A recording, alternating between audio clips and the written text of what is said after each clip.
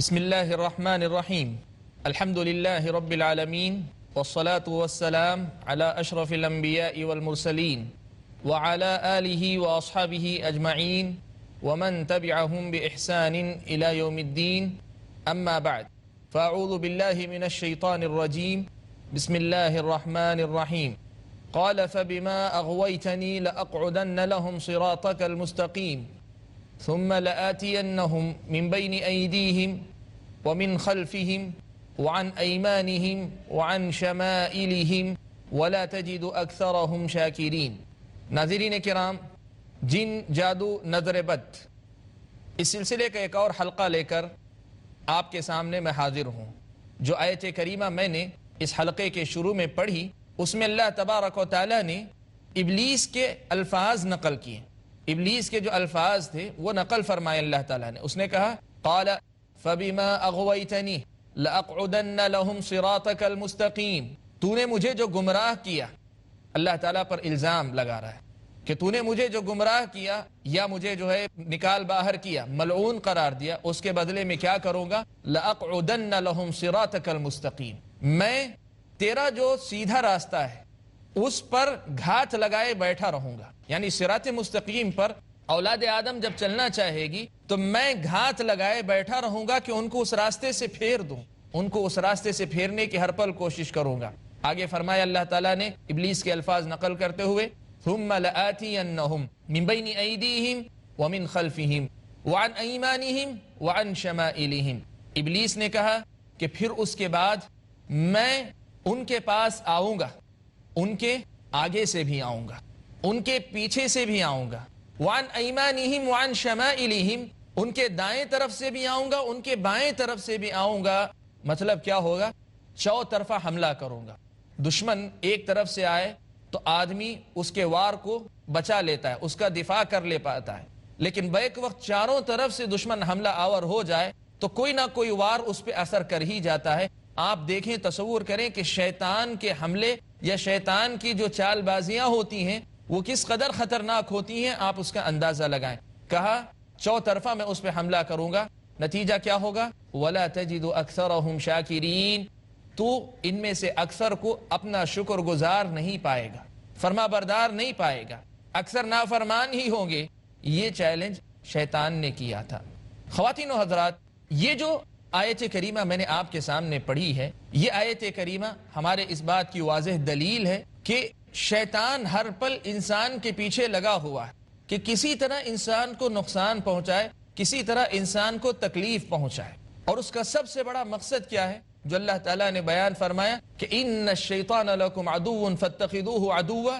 شیطان تمہارا دشمن ہے، تم اسے اپنا دشمن ہی سمجھو۔ وہ چاہتا کیا ہے؟ انما یدعو حزبہ لیکونوا من اصحاب السعیر، وہ تو اپنی جماعت کو، یعنی جو اس کی بات سنتے ہیں، ان کو جہنم تک پہنچانا چاہتا ہے اور کچھ نہیں۔ اس کی زندگی کا ایک مقصد، ایک نکاتی ایجنڈا اگر اس کے سامنے ہے تو وہ یہ ہے کہ وہ انسانوں کو جہنم تک پہنچانا چاہتا ہے۔ آپ حضرات کے سامنے یہ بات نقل کروں کہ انسان کو گمراہ کرنے کا یہ جو بیڑا شیطان نے اٹھایا ہے، اس کو اس نے ہر پل نبھایا ہے، اس کو ہر پل نبھایا ہے۔ ہاں، انسان کو یہ جو حکم دیا کہ فاتخذوہ عدوا، کہ تم اسے اپنا دشمن سمجھو، انسان نے ہر پل اس کا خیال نہیں رکھا۔ آپ دیکھیں، کسی اجنبی راستے پہ آدمی چلتا ہو، اسے احساس ہو جائے کہ رات کے اندھیرے میں تنہائی میں میں چل رہا ہوں، کوئی ڈاکو مجھ پہ حملہ کر سکتا ہے، بہت چوکنا ہو کر چلے گا۔ اور اگر اسے ذرا بھی پیچھے سے جو ہے کہیں کھٹک محسوس ہو جائے، کوئی آواز آ جائے تو پیچھے مڑ مڑ کر دیکھے گا، اس کی چال بدل جائے گی، اس کے گزرنے کا انداز بدل جائے گا، قدم تیز ہو جائیں گے، بار بار پلٹ کر دیکھتا رہے گا کہ کہیں پیچھے سے آ تو نہیں گیا۔ ایک جو کیفیت ہوتی ہے، یقینی بات ہے یہ شیطان ایسا دشمن ہے کہ اس کو سامنے رکھتے ہوئے ہماری اپنی ایمانی اور عملی زندگی ایسی ہی محتاط زندگی ہونی چاہیے جو محتاط زندگی اپنے دشمن سے ڈر کر چلنے والے ایک انسان کی ہوتی ہے، لیکن انسان غفلت کا شکار ہے۔ حضرات و خواتین، میں آپ کے سامنے اس موضوع کو آگے بڑھاتے ہوئے اس بات کی طرف آتا ہوں کہ شیطان کیسے گمراہ کرتا ہے، شیطان گمراہ کیسے کرتا ہے۔ اس سلسلے میں سب سے پہلے میں آپ کو علامہ ابن قیم رحمۃ اللہ علیہ کی ایک بات خاص طور پہ نقل کرنا چاہتا ہوں۔ علامہ ابن قیم رحمۃ اللہ علیہ شیطان کا جو مکر و فریب ہے، شیطان کا دھوکہ دینے کا جو طریقہ ہے اور شیطان کا انسان کو نقصان پہنچانے کا جو طریقہ ہے اس کو واضح کرتے ہوئے لکھتے ہیں کہ شیطان سب سے پہلی یہ کوشش کرتا ہے کہ جو انسان ہے اس کو کفر میں مبتلا کر دے، اس لیے کہ کفر مکمل تباہی ہے، کفر پوری طرح کی بربادی ہے، کفر انسان کو جنت سے ہمیشہ کے لیے محروم کر دیتا ہے، کفر انسان کو جہنم میں ہمیشہ کے لیے داخل کرتا ہے، بغیر توبہ کے اگر کوئی کافر مر جاتا ہے خالدن مخلدن فیہا، جہنم میں ہمیشہ رہے گا، ہمیشہ رہے گا، کبھی مدت ختم نہ ہونے والی اس مدت تک وہ رہے گا۔ ابن قیم فرماتے ہیں کہ سب سے پہلے شیطان کوشش کرتا ہے کہ کفر کروائے، اور کفر ہی کی یہ قسم شرک،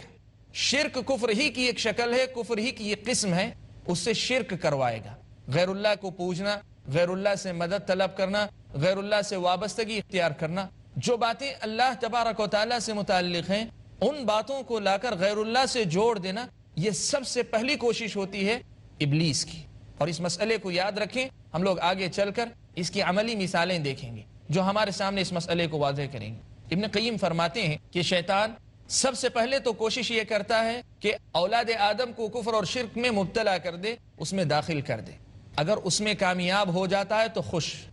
اور اگر اس میں کامیاب نہیں ہوتا تو پیچھے نہیں ہٹتا، اس سے نچلے درجے پر آتا ہے اور آ کر سب سے پہلے بدعتوں میں مبتلا کرتا ہے، کفر اور شرک میں نہ ہو تو بدعتوں میں مبتلا کرتا ہے، بدعت میں مبتلا کرنے میں کامیاب ہو جاتا ہے تب پھر وہ خوش ہو جاتا ہے، اور اگر بدعت میں مبتلا کرنے میں ناکام ہو جاتا ہے تو اس سے نچلے درجے یعنی گناہ کبیرہ، بڑے بڑے جو گناہ ہوتے ہیں، بڑے بڑے جو گناہ ہوتے ہیں جیسے قتل ہے، زنا ہے، چوری ہے، ڈاکہ ہے، یہ اسی قسم کے جو بڑے بڑے گناہ ہیں، ان بڑے بڑے گناہوں میں مبتلا کر دیتا ہے۔ اگر اس میں کامیاب ہو جاتا ہے تب پھر خوش ہوتا ہے، اور اگر اس میں بھی کامیاب نہیں ہوتا تب پھر اس کے بعد چھوٹے گناہوں کی طرف آتا ہے، چھوٹے گناہوں سے بھی اکثر و بیشتر جو ہے بچ نکلتا ہے انسان، تو ساتھ میں اس کی کوشش کرتا ہے کہ انسان کو فرائض سے غافل کر دے، انسان کو فرائض سے غافل کر دے، یعنی فرض درجے کی جو عبادتیں ہیں ان سے غافل کرنے کی کوشش کرتا ہے۔ اگر اس درجے میں بھی کامیاب ہو جاتا ہے شیطان خوش ہو جاتا ہے، اور اگر یہاں ناکام ہو جاتا ہے کہ ایک بندے کو کوشش کرتا ہے فرائض بھی اس سے چھڑا نہیں پاتا، فرائض بھی اس کی پابندی ختم نہیں کروا پاتا، تو فرائض سے نیچے اتر کر سنن اور مستحب کاموں کی طرف آ جاتا ہے۔ سنت اور مستحب درجے کے جو کام ہوتے ہیں کہ جن کے چھوڑنے پہ آدمی کو عذاب تو نہیں ہے لیکن نہ کرنے پہ بہت سارے ثواب سے محروم ہو جاتا ہے، تو ایسے کاموں سے روک دیتا ہے۔ اگر اس میں کامیاب ہوتا ہے اس پر بھی خوش ہوتا ہے، لیکن اگر اس میں بھی کامیاب اگر نہیں ہوتا تب پھر کیا کرتا ہے؟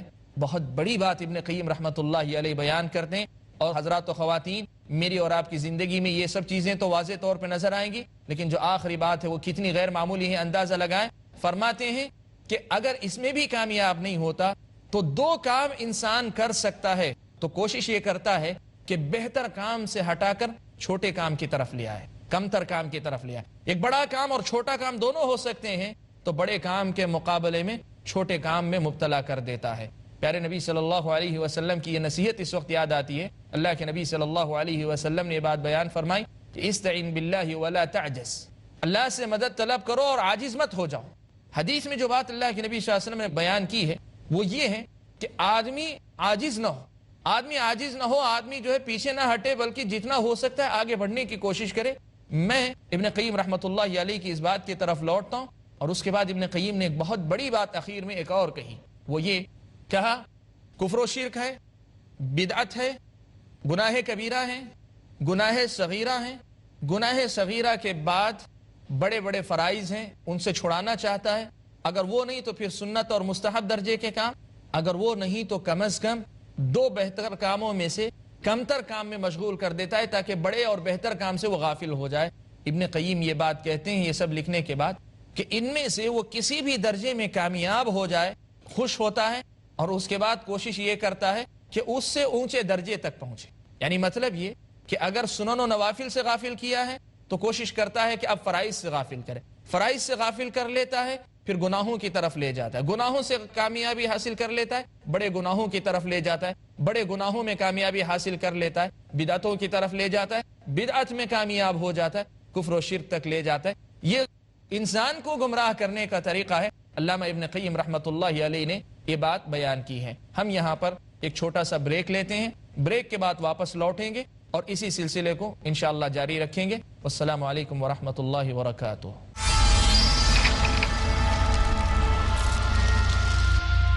بسم اللہ الرحمن الرحیم۔ ناظرین کرام، بریک پر جانے سے پہلے میں نے آپ کے سامنے شیطان اپنی دشمنی انسان کے ساتھ کیسے نبھاتا ہے، شیطان انسان کو نقصان پہنچانے کا جو عہد اور اقرار کر کے آیا ہے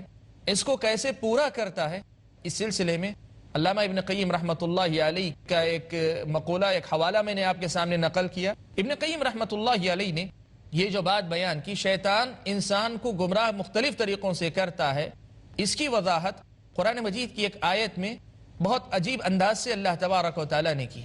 سورہ اعراف میں اللہ تبارک و تعالیٰ نے یہ بات نقل کی، وَيَوْمَ يَحْشُرُهُمْ جَمِيعًا يَا مَعْشَرَ الْجِنِّ قَدِ اسْتَكْثَرْتُم مِّنَ الْإِنسِ وَقَالَ أَوْلِيَاؤُهُم مِّنَ الْإِنسِ رَبَّنَا اسْتَمْتَعَ بَعْضُنَا بِبَعْضٍ وَبَلَغْنَا أَجَلَنَا الَّذِي أَجَّلْتَ لَنَا قَالَ النَّارُ مَثْوَاكُمْ خَالِدِينَ فِيهَا۔ آیت کریمہ میں اللہ تعالیٰ نے یہ بات بیان فرمائی، کل قیامت کا دن ہوگا، اللہ تعالیٰ سب کو اکٹھا کریں گے، جن بھی انسان بھی سبھی اکٹھا ہوں گے، تو اللہ تبارک و تعالیٰ پوچھیں گے، کہیں گے یا معشر الجن، اے جنوں کی جماعت، اے جنوں کے گروہ، قد استکثرتم من الانس، تم نے انسانوں کو بہت زیادہ گمراہ کیا، یعنی انسانوں سے بہت زیادہ تم نے جو ہے فائدہ اٹھایا اور ان کو بہت زیادہ گمراہ کیا۔ وقال اولیاؤہم من الانس، اور اس وقت جو ان کے قریبی ہوں گے، یعنی جو جنوں کی بات مان کر چلنے والے، جنوں کے طریقے پر چلنے والے جو انسان ہوں گے، وہ کہیں گے وقال اولیاؤہم من الانس ربنا استمتع بعضنا ببعض، کہیں گے کہ اے ہمارے رب، ہم میں سے بعض نے بعض سے فائدہ اٹھایا، وبلغنا اجلنا الذی اجلت لنا، اور ہم اس مدت کو پہنچ گئے، اس میعاد، اس مقررہ وقت کو پہنچ گئے جو تو نے متعین فرمایا تھا۔ اللہ تعالیٰ فرمائیں گے کہ النار مثواکم، کہ جہنم تمہارا ٹھکانہ ہے۔ یہ دو الفاظ بڑے اہم ہیں۔ اللہ تعالیٰ نے کہا کہ جو انسان جنوں کی بات مانیں گے یا جنوں کے نقش قدم پر چلیں گے، وہ کل کہیں گے کہ ہم ایک دوسرے سے فائدہ اٹھائے۔ اہل علم نے یہ بات نقل کی، علامہ ابن جریر طبری رحمۃ اللہ علیہ نے اپنی تفسیر کے اندر یہ بات نقل کی ہے کہ یہاں انسانوں کا جنوں سے فائدہ اٹھانا اور جنوں کا انسانوں سے فائدہ اٹھانا، اس سے مراد کیا ہے؟ اس سے مراد کیا ہے؟ ابن جریر طبری رحمۃ اللہ علیہ نقل کرتے ہوئے کہتے ہیں کہ جنوں کا انسانوں سے فائدہ اٹھانا یہ ہے کہ وہ انسانوں کی مدد کرتے ہیں، اس کے بدلے میں ہوتا یہ ہے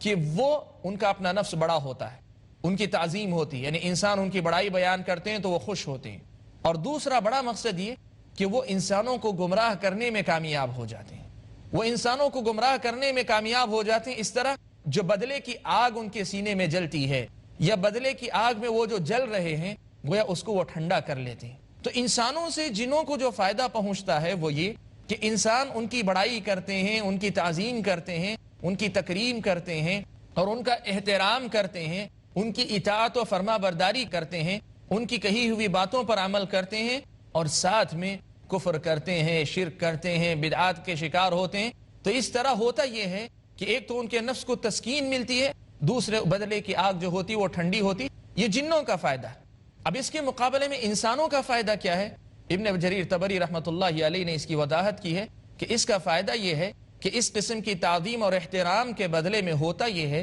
کہ جن، چاہے وہ ابلیس اور اس کی ذریت میں سے ہو یا پھر سرکش اور نافرمان قسم کے جنوں میں سے ہو، یہ جن انسانوں کی مدد کرتے ہیں، انسانوں کی مدد کرتے ہیں، کسی اچھے کام میں نہیں، کسی اچھے کام میں جن مدد نہیں کیا کرتے، کسی اچھے کام میں نہیں بلکہ غلط کام میں ان کی مدد کیا کرتے ہیں۔ اب غلط کام میں مدد کرتے ہیں تو اس کا نتیجہ کیا ہوتا ہے؟ اس کے ذریعے یہ جو انسان ہوتے ہیں جو جنوں سے مدد لے کر کام کرتے، یہ گمراہ لوگ ہوتے ہیں۔ یہ جو اس قسم کے فاسق و فاجر قسم کے جو جن ہوتے ہیں، ان کی مدد سے جو کام کرتے ہیں، وہ لوگ خود گمراہ ہوتے ہیں اور لوگوں کی گمراہی کا سامان بنتے ہیں۔ دنیا والوں سے پیسہ کمانا چاہتے ہیں، دنیا والوں سے پیسہ لینا چاہتے ہیں۔ آپ جانتے ہیں موسیٰ علیہ السلام اور فرعون کا معاملہ تھا۔ فرعون نے جادوگروں کو بلایا، موسیٰ علیہ السلام سے مقابلہ کرنے کی دعوت دی، تو جادوگروں نے کیا کیا؟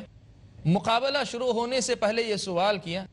اِنَّ لَنَا لَأَجْرًا إِن كُنَّا نَحْنُ الْغَالِبِينَ، اگر ہم غالب آ جائیں گے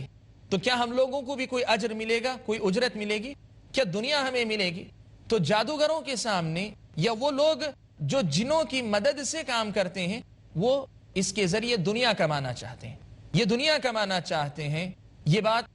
موسیٰ اور فرعون کے درمیان جو معاملہ ہوا تھا اور جادوگروں نے جو مطالبہ کیا تھا, اس سے واضح طور پہ سمجھ میں آتی. اور عملی زندگی میں بھی آپ دیکھیں کہ بہت سے وہ لوگ جو یہ لفظ استعمال کرتے ہیں, موکل ہیں ہمارے پاس موکل ہے. موکل کہتے ہیں جن کو ہم نے جو ہے مطلب باندھ لیا ہے, جن کو ہم نے جو ہے اپنی مدد کے لیے تیار کر لیا ہے. کچھ لوگ کہتے ہیں جن ہمارے قبضے میں ہیں, فلاں کے قبضے میں, کوئی کسی کے قبضے میں نہیں آتا. یاد رکھیں کہ سلیمان علیہ السلام کے بعد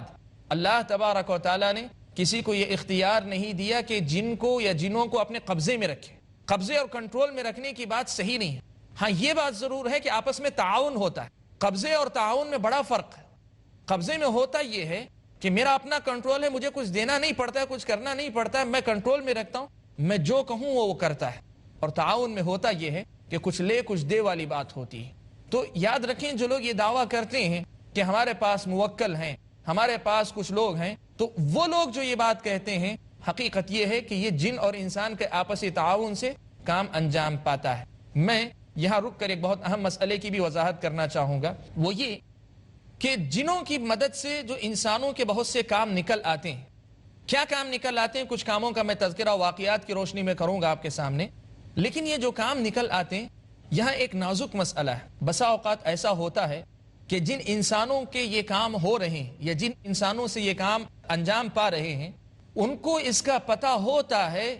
کہ جن ہماری مدد کر رہے ہیں اور جنوں کی مدد کے ذریعے اور ہم نے جو ان کی اطاعت کی, ہم نے جو نافرمانی اللہ تعالیٰ کی اس کے بدلے میں ہمیں جن تعاون دے رہے ہیں, یہ بات وہ جانتے ہیں اور جانتے بوجھتے وہ دنیا داری کی خاطر, پیسے کی خاطر, دولت کی خاطر انسانوں کو گمراہ کرنا چاہتے ہیں. ایسا ہو سکتا ہے کہ جانتے بوجھتے کر رہے ہوں اور ایسی ایک بڑی تعداد. لیکن جو دوسرا پہلو وہ زیادہ اہم ہے وہ یہ کہ اکثر ہوتا یہ ہے کہ جن خود صاحب معاملہ کو دھوکہ دیتے ہیں,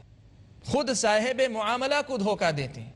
یعنی جس آدمی کے ساتھ یہ واقعات پیش آ رہے ہوتے ہیں خود اسے پتہ نہیں ہوتا کہ جن اس کی مدد کر رہے ہیں اس کو دھوکہ دے رہے ہیں.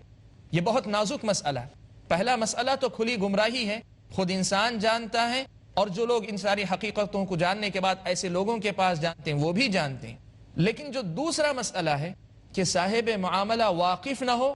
اور جن اس کی مدد کریں, جن اس کا تعاون کریں, یہ بڑا نازک مسئلہ. ہوتا یہ ہے کہ اکثر ایسے لوگ علم سے ناآشنا ہوتے ہیں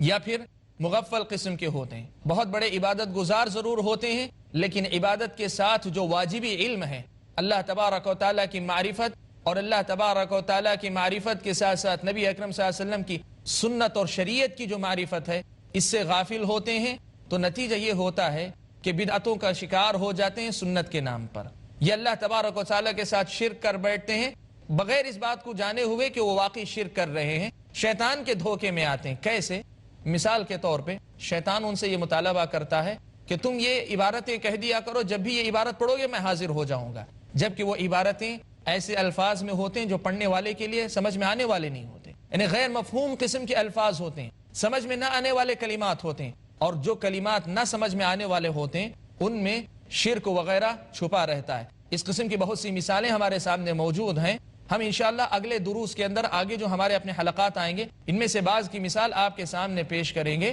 لیکن جو بات بتانا چاہ رہے ہیں وہ یہ کہ لا علمی کی وجہ سے صاحب معاملہ کو خود اس کا شکار کر دیتے ہیں. اب یہ جو معاملات پیش آتے ہیں چاہے وہ جان بوجھ کر ہو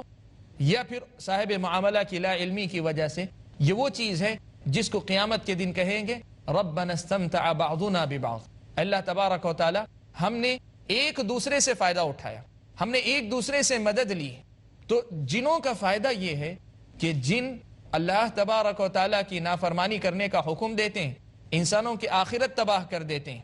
انسانوں کی آخرت کو برباد کر دیتے ہیں. اور انسانوں کا فائدہ یہ ہے کہ انسانوں کی جو دنیاوی ضرورتیں ہوتی ہیں, کیا ضرورتیں, کس قسم کی ضرورتیں ہم لوگ واقعات کی روشنی میں دیکھیں گے تو ان کو وہ پورا کر دیا کرتے ہیں. ناظرین حضرات و خواتین, آج کے اس حلقے میں جو بات میں نے خاص طور پہ آپ کے سامنے اٹھائی وہ مسئلہ بہت اہم ہے. وہ یہ کہ آپ شیطان دشمنی کیسے نبھاتا ہے، اپنی دشمنی کو نبھانے کے لیے کن طریقوں پر وہ چلتا ہے، اس کو پہچانیں.